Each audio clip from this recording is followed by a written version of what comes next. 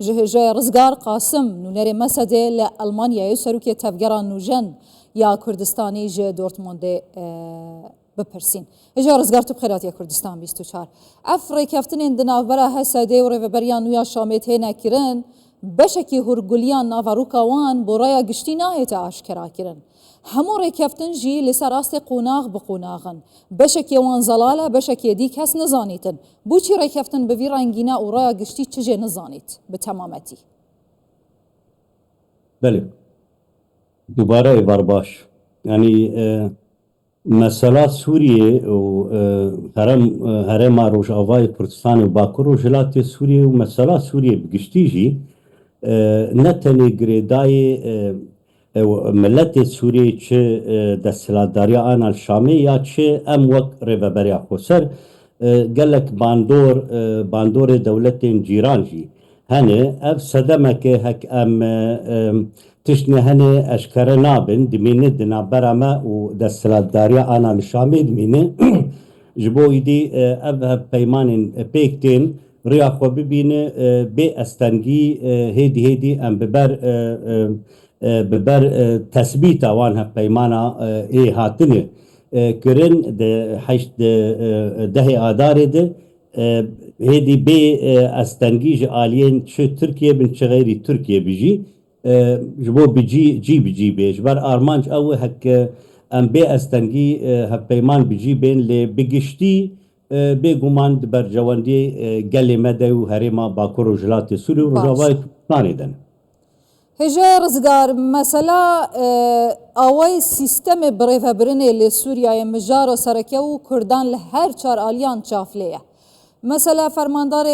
گشتی حسد مظلوم عبدید بیجیتن چاویوا لگوتو بیشکرنا دست حالاتن نافچه آریفه بریا خسره. لآلیه که دنه کردی های فیدرالیت لسوریا دخوازیتن. کرد لسر مرکزیت و فیدرالیت د سوریانو دا هیجی ناکوکن. سوریانو جی هلبت دست حالاتانو جبو کردان فیدرالیت ناخوازید نتنه بو کردان بو همو پیکاته و اولو نتویندن جی. دا خوازا بشکی کردان فیدرالیت بشکی دیاکو هیز دست دادایا دا خوازا دست حالاتین خو یان جی دیار کرنا دست حالاتت خود کن.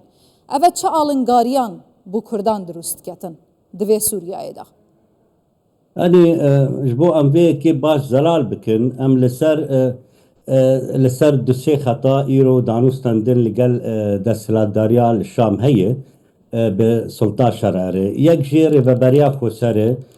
شخوا بريز جنرال مظلوم عبد دهي آداري ده بيمانك بيكانيش حيشت خالا او آلية عسكري يعني وك بنجهك داني جبو بردواميات دانوستاندنا وكري وبريا خوسار وقت برسا كرد مسألة فيدرالية يه برجواندية قال كرد وما في قال كرد الدستور ده أو خطك دهية روبارك دهية أو جي الآلية ريخستنة سياسي ريخستنو حزب سياسي روج أفاي كردستانين أو بربرسارتي آوانه هك جبو ما في قال كرد لور گفتگوک بشامره جبو مسئله تثبیتاوی دستور ده یعنی لسر وقت معنی زمان ده سه خطا ایرو دانوستندن بسلطه شامره ده به مثلا فیدرالیه شخوا قرب دسوان بدر کبوی او ببر مرکزیت بده چن لی وکی مافتین استندن ناین داین ام ایدی ما او قناق در باز کری و ما تثبیت کری ایدی مافتی استندن لسر اساسی استندنا ماف ایرو و حزب احزاب کردی جی یک هلوسیا کردی ایرو و پیکتی و پیکاتی جی از قازم شوا پیکاتی کویش مرا هرگولیان بیجه هجا رزگار مثلا آلیه که کردی حسد از دیار کری بیجم دیار کرنا دست حالاتان لنافچه خود خوازه آلیه دنه کردی کو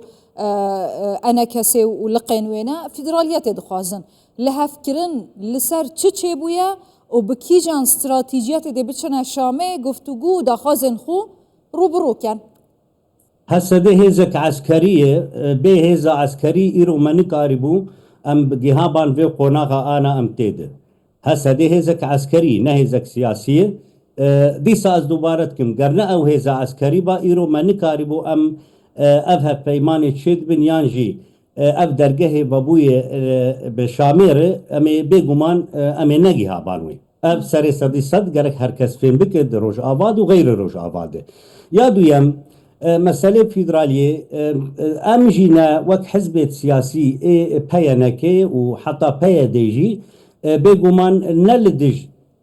نلدج فیدرالیه نه وقتی ام دبیجن نمرکزیت لا مرکزیت و ام تشنا پیشکش دکن و ام خصوصیتا دانوستان دنادب شامر ام خصوصیتا روج آوا و باکر و جلات سوریه تثبیت دکن و خصوصیتا هیزه سوریا ديمقراط ام تثبيت دكن وإيرو وقت حوار دس بكري دنابرا دو طرفا دو طرفي وك عرب دبين ند بالند اموانا دمكي إيرو اعترافك شيبويه ام انا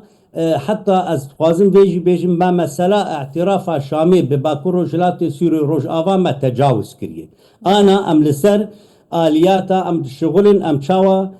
بي تثبيت كرن بچرنگي بي تثبيت كرن از خوازم ویجی بیجم هک جه فیدرالیه جی وی بهتر بچه چاوا جه فیدرالیه پیتر مثلا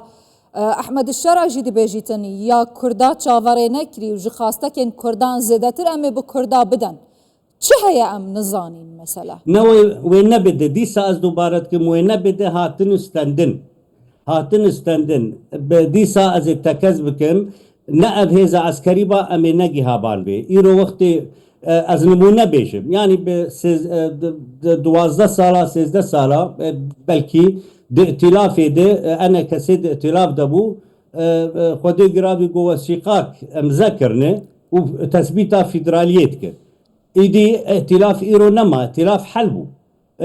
انا کسی بیانک درخص پشتی ائتلاف حلبو جه کشیا ام لکومان ام لسر عردیمان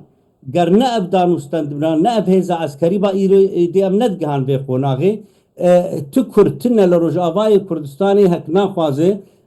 سری صدینوت کرد خوازن دولتک سربخو آزاد جی لی ایرو قوناغا ام تیر در باز دبن گرک بواقعیتا سیاسی ام گاوا بابیجن تا ام مافی گلی کرد بدسخن وقتی ام لسر به که شغلین یک کلوستا احزاب سیاسی کرد شخو کرد یا کلوستن وقت ملت کرد یا کلوستن لی احزاب سیاسی کلوست یا ایرو وقتی پیکتی و انا دریا اکرانا ورجی از بیجم يعني دوان روجاده 18 مهي حتى 18 مهي 20 مهي دوان روجاده وبيراغ هاندن سري صديصد واف كونفرانس يانجي كونغراني توي لدار كبه جبو اف كونفرانس زانياريا بدا مهجا قاسم كانجي اف كونفرانس لدار دكوا كيتي دا باش دار دبا قال كرد جافري تشبكه جوي كونفرانسي اف كونفرانس يعني اف كونغري ايرو لدار كب كونغراني توي زود لسر خبات تكرن انا كسي وبيدي وبيانك ايرو جهانه بداوي كرنا ابيكايا باليكاريا بريز جنرال مظلوم بشعب ديرياوي وباليكاريا امريكا وفرنسا جي دي ام مساله بداوي بويه يعني دنافا في مهيد ويلدار كبه جبو الشرعيات بده او كوميتا يعني او يك هلوسيا احزاب كردي يه بشاميرم وكان اماجا بيكر يه بشامير دانوستان دني بكن جبو ما في قال لي كرد اف كونغر شرعيات دي وي كوميتي وان احزابا هكا كاربن في كي بسرو بر بكن بردوام بكن اساسا كي دستوري جما في قال لي كدروس هندر سوريا كنهده بيدانين يعني دنابا في مهيدة او مسألة ايدي قد ياي واف كونغر لدارك باشا هسدي جتاخا الشيخ مقصود واشرفية يا حلبة دركتيا يعني هجي مايا پشتراجی برسوا ما بدهش کرم آخو مسئله بنداوا تشرینه ده چوابیتن مظلوم عبده ده بجیتن ده جبنداوا در بکوین کی ده جهوان بگیرید؟ نخیر انا ده پرس وکرن سدا تشرینه بنداوا تشرینه بآلیکاریا امریکا هف پیمانی یعنی تفاهم داوید نبرا ما و ترکیه ده چه بو ادي ام مسألة قد يا جالي كي دنا برا مو تركيا دي جالي دي جنا برا مو شامي دي كواليسيون انا دولتي بسروكاتيا امريكا نابريكر و غريداير و بريا خسر بنداوا تشريني هێزت ئەمن العام وەک دبێژێ ئاسایشێ گشتیە گرێدای سوڵتا شامەوێ بێن دنابەرا مەکەبن لە ئەژعالیێ ڕۆژئاوای بەنداوا تشرینێ وێ دنابەرامە و دنابەرامە و ئارتێشا نیشتمانی کەبێ ئێ بوویی بەشەک هین گرێدای ترکی لێ بوویی بەشەک ji سوڵتا شامێ ئیدی ئەو مەسەلە قەدیای لێ بەنداوا تشرینێ گرێدای ڕێڤەبەریا خۆسەرێ هەروەها تاغên شێخ مەقسوود و ئەشرەفیە ژی ئەو ژی تەفاهم و اتفاقی خلاص بوو وێ گرێدای ڕێڤەبەریا خۆسەر بە ئەو ژی ئەسایشێمە لە هەندڕن لە دەرگەهێ دەستپێکا هەردوو تاغادێ ئەسایش بە ئەمنێ عام بێ وەک تبێ دەوریە هەفبەشی مشترک لە گۆر هەفپەیمانێ بە هەڤڕێ کاری خوا پێک بینین لێ هەندڕێ هەردوو تاغێت مەزندێ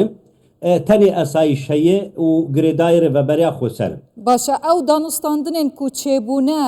rêkeftin hem lê bendava tişrînê hem jî bû eşrefiye û şêx mexsûd danûstandinên rastewxû bûn di navbera Hesedê û Tirkiye yan jî navbeynkar hebûn ئەماژە vêyekê kir şêx mexsûd û eşrefiyê îşê Tirkiye jê tune bû Tirkiye nednav debû di navbera me û Sulta Şamê re bû mesela tişrînê bendava tişrînê di navbera me û Tirkiye de bû bel gelek spas hêjaya alîkarî Amerîka başe selametiya te dixwazim hêjayê Rizgar Qasim nûnerê Mesedê li Almanya'ta her hebî serçavê min zor spas